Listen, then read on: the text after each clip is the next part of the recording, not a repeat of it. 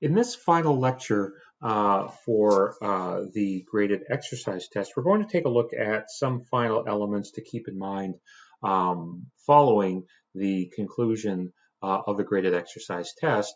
And that first element is the final summary report.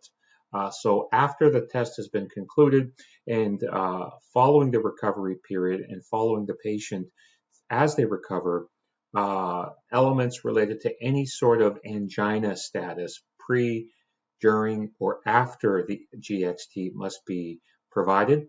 Any unique, atypical, or changes in the ECG must be recorded, and that includes what was measured under resting conditions during the exercise period and during the recovery period as well. The functional capacity of the patient in terms of their metabolic equivalent that was achieved, as well as the response of their heart rate and their blood pressure during and after the exercise must also be provided.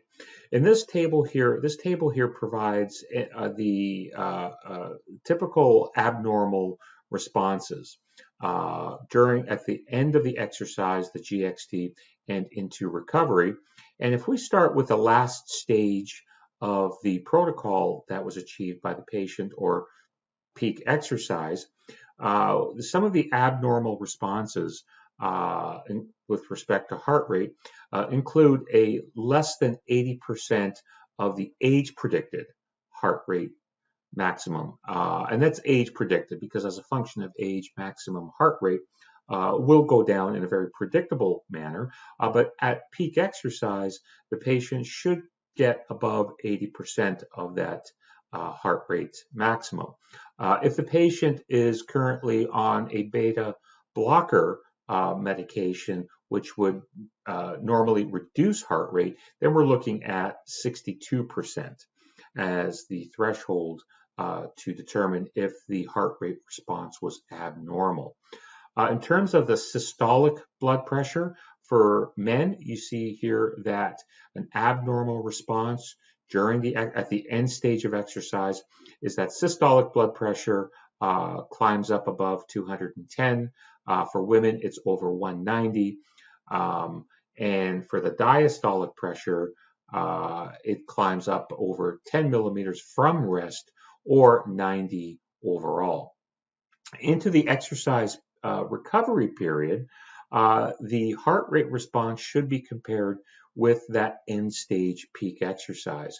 And heart rate should come down at a rate of about 12 beats per minute within the first minute, and then a further decrease of less than 22 beats per minute at the second minute into active recovery. So that's really what we're looking for here. And with systolic blood pressure, 3 minutes after exercise, it should start to come down. So less than 90% of what was obtained at peak exercise.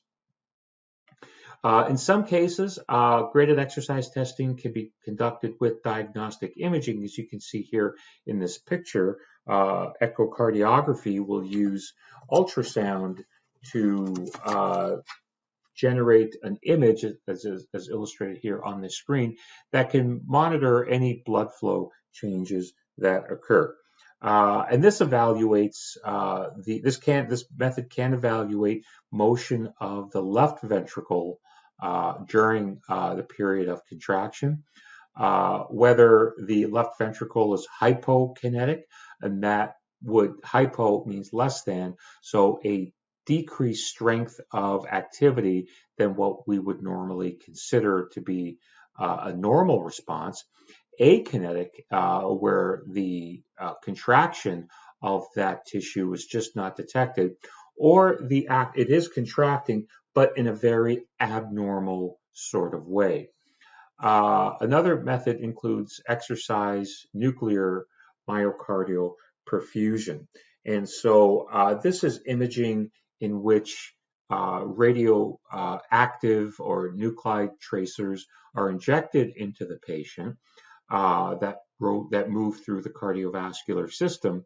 And then a computed tomography scanner can actually trace the movement of those radioactive tracers. And these are well within safety limits in nuclear medicine. And so these are indicated for patients that have that intermediate probability of coronary heart disease, or have abnormalities, not in the exercise or recovery, but in the resting ECG. So this rounds out our final lecture on part 2 of Unit 3 for the graded exercise test.